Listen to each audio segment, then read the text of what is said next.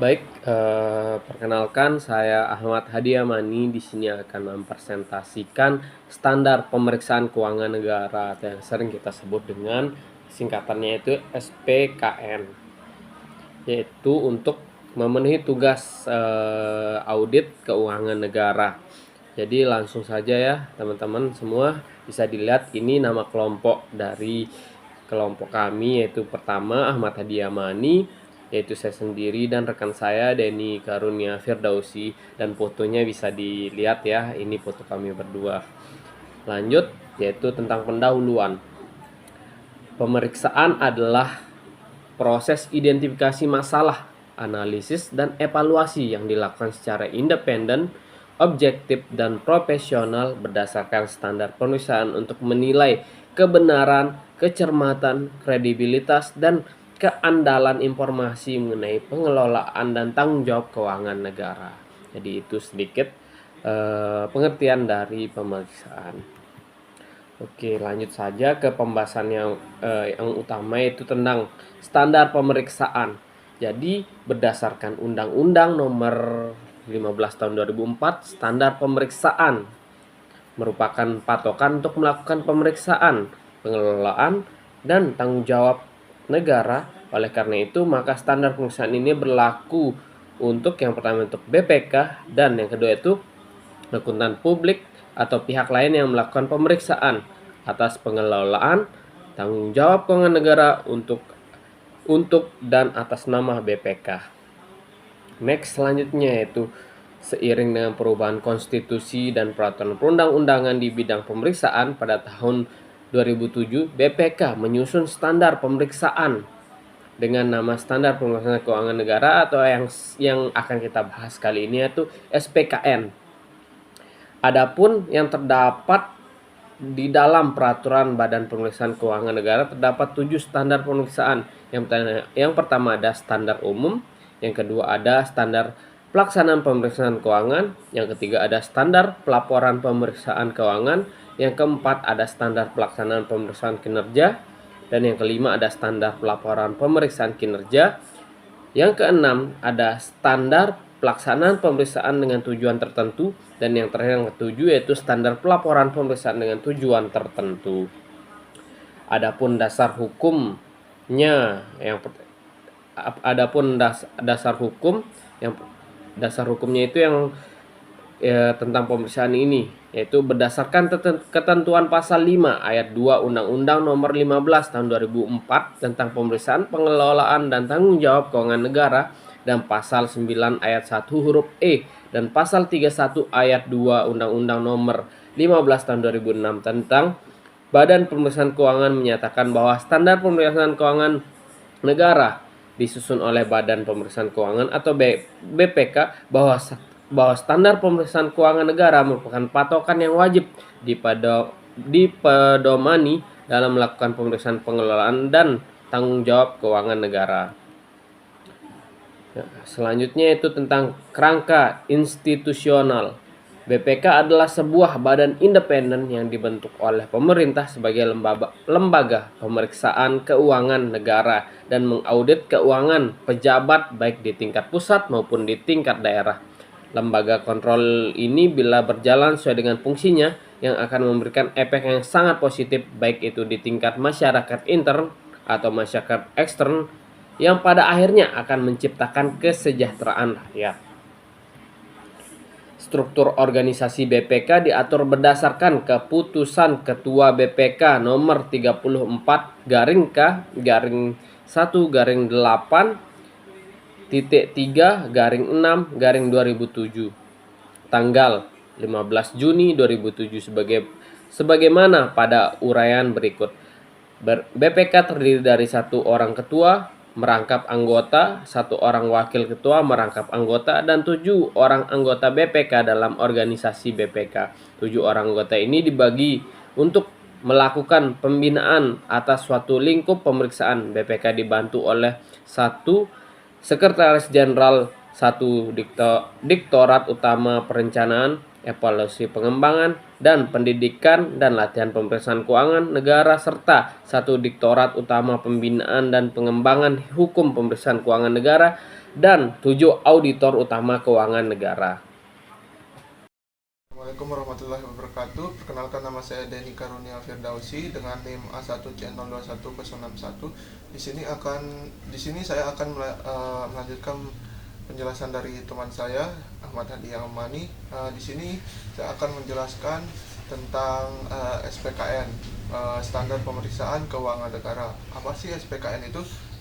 SPKN itu adalah patokan untuk melakukan pemeriksaan pengelolaan dan tanggung jawab pengelolaan keuangan negara. Pelaksanaan pemeriksaan, pengelolaan dan tanggung jawab keuangan negara dilakukan dalam rangka menciptakan pemerintah yang bersih dan bebas dari KKN. Ya, KKN yaitu korupsi, kolusi, dan nepotisme. Standar pemeriksaan keuangan negara memuat persyaratan profesional pemeriksa, mutu pelaksanaan pemeriksaan, dan persyaratan laporan pemeriksaan yang profesional. Pelaksanaan pemeriksaan yang didasarkan pada standar pemeriksaan akan meningkatkan kredibilitas informasi yang dilaporkan atau diperoleh dari entitas yang diperiksa melalui pengumpulan dan pengajuan dan pengujian bukti secara objektif. Apabila pemeriksa melaksanakan pemeriksaan dengan cara ini dan melaporkan hasilnya sesuai dengan standar pemeriksaan, maka hasil pemeriksaan tersebut akan dapat mendukung peningkatan mutu pengelolaan dan tanggung jawab keuangan negara serta pengambilan keputusan penyelenggaraan negara. Tujuan SPKN itu adalah untuk menjadi ukuran mutu bagi para pemeriksa dan organisasi pemeriksa dalam melaksanakan pemeriksaan atas pengelolaan dan tanggung jawab keuangan negara. Pemeriksaan dan pengelolaan dan tanggung jawab keuangan negara dalam rangka mewujudkan akuntabilitas publik adalah bagian dari reformasi di bidang keuangan negara yang dimulai sejak tahun 2003. Setiap pemeriksaan dimulai dengan penetapan tujuan dan penentuan jenis pemeriksaan yang akan dilaksanakan serta standar yang harus diikuti oleh pemeriksa. Jenis pemeriksaan yang diuraikan dalam SPKN ada 3. Ya, yang pertama pemeriksaan keuangan. Pemeriksaan keuangan adalah pemeriksaan atas laporan keuangan. Pemeriksaan keuangan tersebut bertujuan untuk memberikan keyakinan yang memadai atau reasonable assurance apakah laporan keuangan telah disajikan secara wajar dalam semua hal yang material sesuai dengan prinsip akuntansi yang berlaku umum di Indonesia. Yang kedua ada pemeriksaan kinerja. Pemeriksaan kinerja adalah pemeriksaan atas pengelolaan keuangan negara yang terdiri atas pemeriksaan aspek ekonomi dan efisiensi serta pemeriksaan aspek efektivitas. Yang ketiga ada pemeriksaan dengan tujuan tertentu. Pemeriksaan dengan tujuan tertentu adalah memberikan simpulan atau suatu hal yang diperiksa. Pemeriksaan dengan tujuan tertentu dapat bersifat eksaminasi atau examination, review atau prosedur yang disepakati atau agree upon procedure. Selanjutnya menurut aturan BPK tahun nomor 1 tahun 2017 pasal 2 SPKN itu terdiri dari 2, yaitu kerangka konseptual pemeriksaan dan PSP.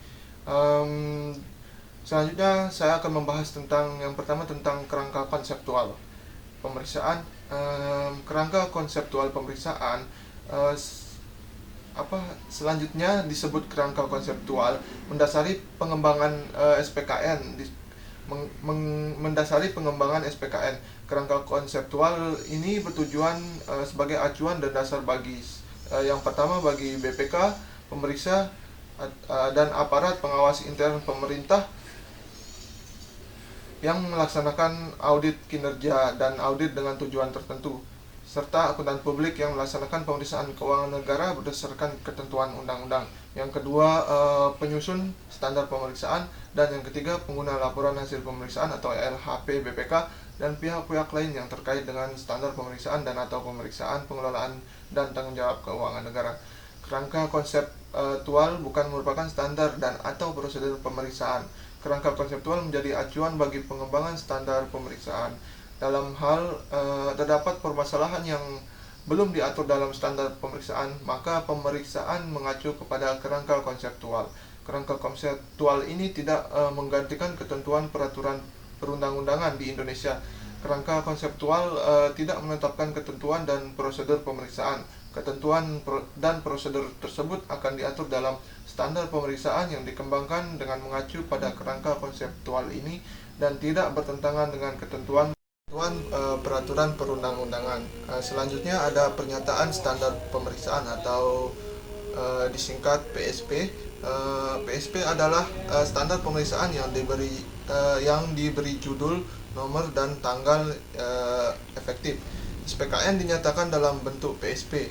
PSP sebagaimana dimaksud terdiri dari 3, yaitu PSP nomor 100 tentang standar umum, PSP nomor 200 tentang standar pelaksanaan pemeriksaan, dan PSP nomor 300 tentang standar pelaporan pemeriksaan. Di sini saya akan membahas yang pertama saya akan membahas PSP nomor 100 tentang standar umum. PSP ini mengatur standar umum untuk melaksanakan pemeriksaan keuangan, pemeriksaan kinerja, dan pemeriksaan dengan tujuan tertentu. Standar umum ini berkaitan dengan etika, independensi, integritas, dan profesionalisme, pengendalian mutu, kompetensi, pertimbangan, ketidakpatuhan, dan kecurangan, komunikasi pemeriksaan dan dokumentasi pemeriksaan dalam pelaksanaan dan pelaporan hasil pemeriksaan, hubungan dengan standar profesi yang digunakan akuntan publik, serta kewajiban aparat pengawasan intern pemerintah dan akuntan publik dalam pemeriksaan keuangan negara. Tujuan pemeriksa dalam melaksanakan standar umum adalah sebagai dasar untuk dapat menerapkan standar pelaksanaan dan standar pelaporan secara efektif. Dengan demikian, standar umum ini harus diikuti oleh BPK dan semua pemeriksa yang melaksanakan pemeriksaan berdasarkan standar pemeriksaan. Yang kedua, ada PSP nomor 200 tentang standar pelaksanaan pemeriksaan. PSP ini mengatur tanggung jawab pemeriksa dalam melaksanakan pemeriksaan yang mencakup perencanaan, pengumpulan bukti pemeriksaan, pengembangan temuan pemeriksaan, dan supervisi. Yang pertama, ada perencanaan berkaitan dengan tanggung jawab pemeriksa dalam menghubungkan topik pemeriksaan yang akan dilakukan dengan perencanaan strategis BPK dan menyusun perencanaan untuk setiap penugasan pemeriksaan. Yang kedua, ada pengumpulan bukti berkaitan dengan tanggung jawab pemeriksa dalam merancang dan melaksanakan prosedur pemeriksaan untuk memperoleh bukti pemeriksaan yang cukup dan tepat, mendukung penarikan kesimpulan yang akurat sesuai karakteristik yang harus dimiliki oleh bukti pemeriksaan dalam suatu pemeriksaan. Yang ketiga, ada pengembangan temuan pemeriksaan berkaitan dengan tanggung jawab pemeriksa dalam mengembangkan temuan pemeriksaan berdasarkan bukti pemeriksaan yang diperoleh. Yang keempat, ada supervisi. Supervisi berkaitan dengan tanggung jawab pemeriksa dalam memberikan arahan dan panduan kepada pemeriksa selama pemeriksaan untuk memastikan pencapaian tujuan pemeriksaan dan pemenuhan standar pemeriksaan. Tujuan pemeriksa dalam menerapkan standar ini adalah untuk merencanakan pemeriksaan yang berkualitas agar dapat dilaksanakan secara efisien dan efektif, dan merancang dan melaksanakan prosedur pemeriksaan untuk memperoleh bukti yang cukup dan tepat. Yang ketiga, ada PSP nomor 300 tentang standar pelaporan pemeriksaan. PSP ini mengatur kewajiban pemeriksa dalam menyusun LHP untuk pemeriksaan keuangan, pemeriksaan kinerja, dan pemeriksaan dengan tujuan tertentu. LHP berfungsi untuk, yang pertama, mengkomunikasikan hasil pemeriksaan kepada pihak yang berwenang berdasarkan peraturan perundang-undangan yang berlaku. Yang kedua, menghindari kesalahpahaman atas hasil pemeriksaan. Yang ketiga, membuat hasil pemeriksaan sebagai bahan untuk menentukan tindakan perbaikan oleh pihak yang bertanggung jawab. Yang keempat, memudahkan pemantauan tindak lanjut untuk menentukan pengaruh tindakan perbaikan yang semestinya dilakukan.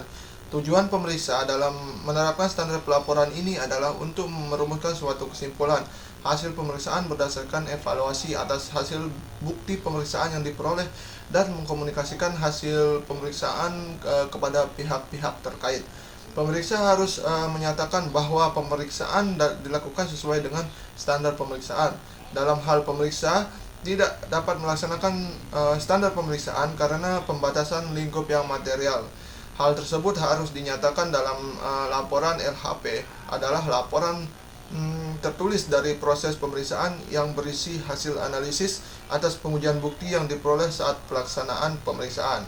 Pihak-pihak yang menggunakan LHP BPK antara lain lembaga perwakilan, pemerintah, serta pihak yang mempunyai kepentingan terhadap LHP. Sekian penjelasan dari saya, kurang lebihnya mohon dimaafkan. Wassalamualaikum warahmatullahi wabarakatuh. Adapun kesimpulan dari pemaparan materi yang kami sampaikan yaitu Standar Pemeriksaan Keuangan Negara atau SPKN yang merupakan patokan bagi pemeriksaan, pengelolaan, dan penanggung jawab keuangan negara yang dilakukan oleh Badan Pemeriksaan Keuangan atau BPK dan pihak lain.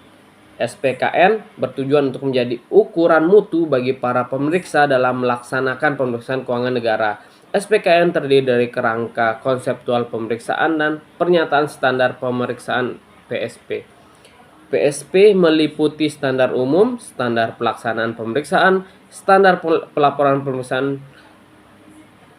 Dengan adanya SPKN yang disempurnakan, diharapkan hasil pemeriksaan keuangan negara dapat lebih berkualitas dan bermanfaat bagi pengelola keuangan negara yang lebih baik, akuntabel, transparan, ekonomis, efisien, dan efektif sehingga akan berdampak pada peningkatan kesejahteraan masyarakat Indonesia.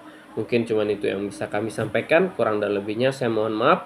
Sekian, terima kasih. Assalamualaikum warahmatullahi wabarakatuh.